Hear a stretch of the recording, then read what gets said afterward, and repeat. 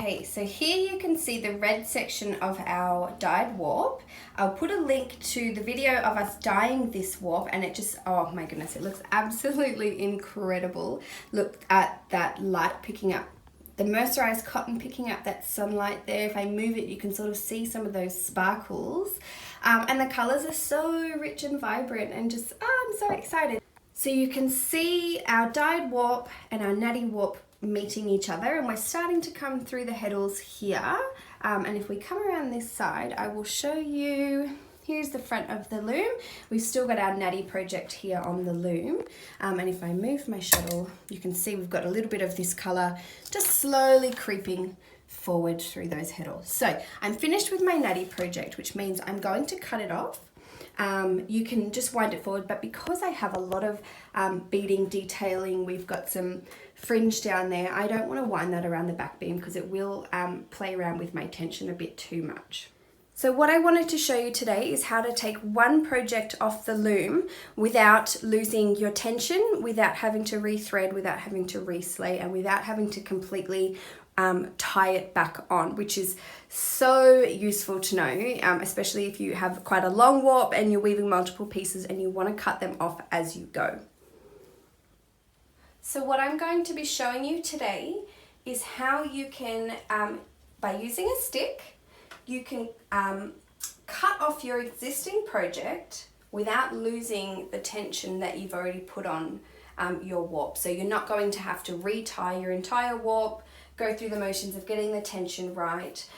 This also prevents you from accidentally losing all of your threading and slaying as well. So super useful. I find it also saves you a little bit of your warp as well, because you're not using as much warp to tie knots. So what you're going to need for this, your shuttle with some yarn in it. I like to use something that's a bit thin, so I've just got some 8-2 cotton.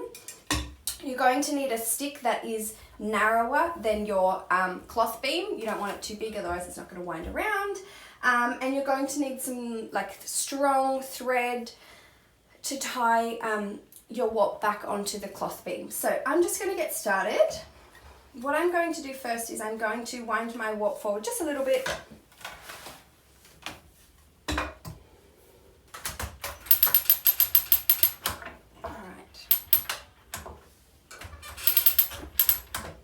We don't want too much tension on there. Okay, so I find that this technique works best if you use plain weave or as close as you can to plain weave. I have done it before with a weave that had a lot of long floats, and it was a little bit of a disaster, and it didn't hold. So as much plain weave as you can. Now what you're going to do is you're going to weave probably about 1 inch or 2 of plain weave. So I'll go ahead and do that. So this is where I want my project to end. We're going to add some more plain weave.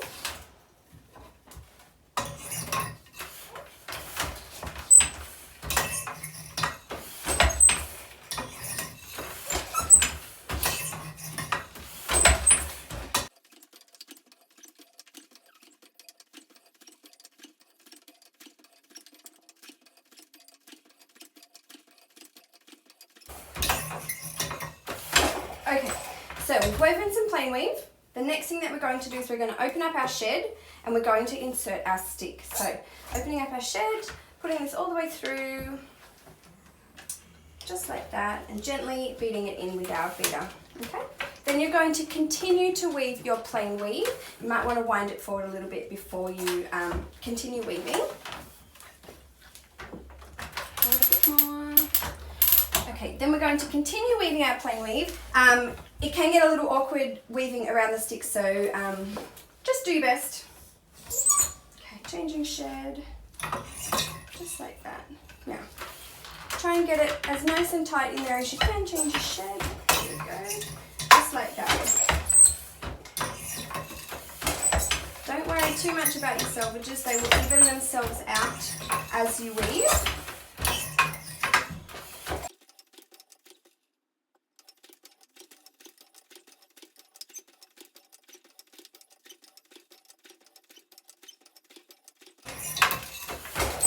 Okay, so you can see that we've woven a decent amount on either side of this stick.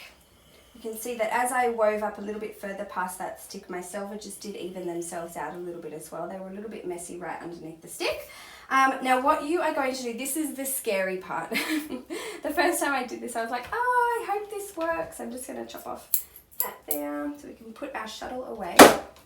Don't need that right this minute. Loose end. So you're going to take your scissors. You can take the tension off just a little bit so that our warp doesn't bounce forward as we cut it. But you're going to leave that section where you wove in front of the stick, and we're going to cut just in front here. Okay, so just about here. All right, ready? It's always a bit scary. Cutting things off the loom. I remember the first time I did it and I was like, oh my God, it's all gonna unravel and fall apart and be a disaster. So there we go, we've cut our project off the loom. As you can see, we still have our stick with our warp where we wove in this plain weave section in the front and behind our stick. So we're gonna pop that off the side for now. We don't need that just yet.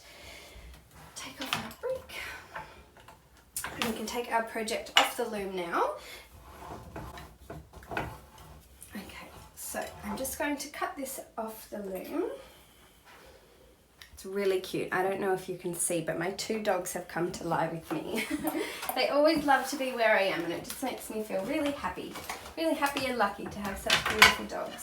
So we have got our cloth beam and our apron here. Now I have seen people do this method with 2 sticks. So essentially you would open your shed, weave a stick in, change your shed, weave the next stick in, and then when you're ready to put it on the loom, you would fold the sticks in half like that.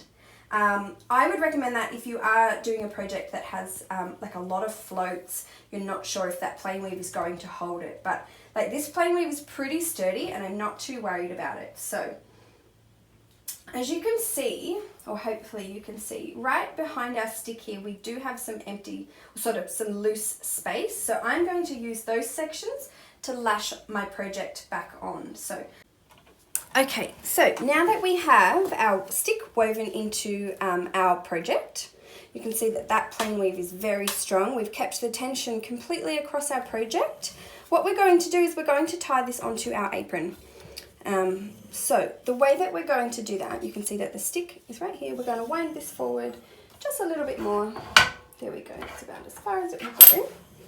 And you can see that we can literally tie these just like that. So you can use zip ties for this. I find that the plastic zip ties a little bit at the end can sometimes poke into the cloth as it winds around the cloth beam, which I don't love. I have used reusable zip ties before, which I think I will use today. They're like a Velcro zip tie. You just need to make sure that they do stay tight the entire time. You can use thread to tie this on. I would just recommend something really strong that's not going to break under a lot of tension. So I'm going to use some zip ties today. So what I have here are some reusable zip ties. They're like Velcro zip ties basically, but I find that they work nicely for these sort of projects, plus less plastic is always better. So we've got our zip ties. You want to have a decent amount of these because the less you have, the more tension each one of them is under and the more likely they are that they will pull and undo. So we're going to start by putting a zip tie on each side. So it can be useful to have another set of hands to hold this for you so that it makes tying onto your front beam a lot easier. So what I am doing is I'm putting my stick onto my cloth apron and then just heading over to the other side.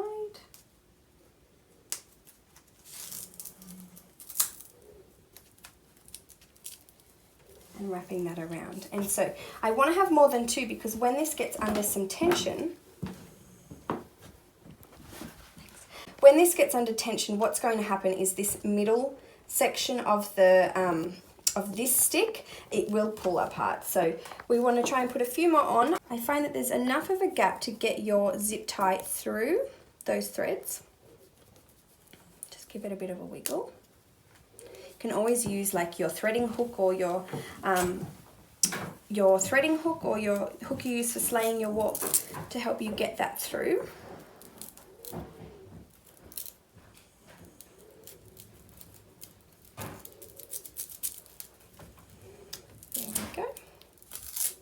the way through. And you don't need to worry too much about this warp because it will completely even out when you start weaving again. So just finding a little bit of a space to put my zip tie through.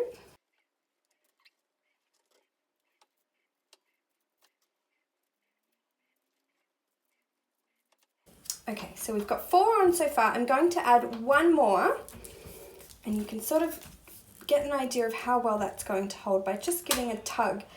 You can see that they're really not going anywhere, but I'm going to add 1 more to the middle just for extra, a little bit of extra security and a bit of extra hold. I'm just going to go around that Texsolve cord there. Last one. I love these. I use them for everything. They're really, really useful and really handy to have. Through the little loop there. And there we go.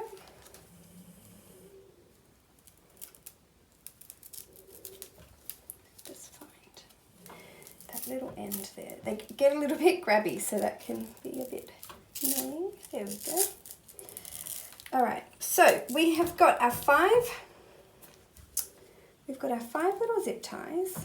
Now what I'm going to do, all I have to do now is put a little bit of tension on this. There we go. Now we don't need too much tension. But as you can see, just like that, our project is ready to continue weaving. So we can grab our shuttle.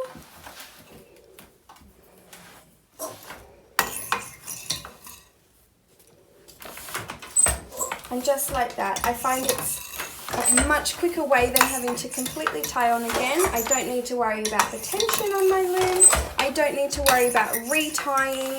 I used to find that just tying those knots over and over again, I was getting blisters. My fingers felt like they were falling apart.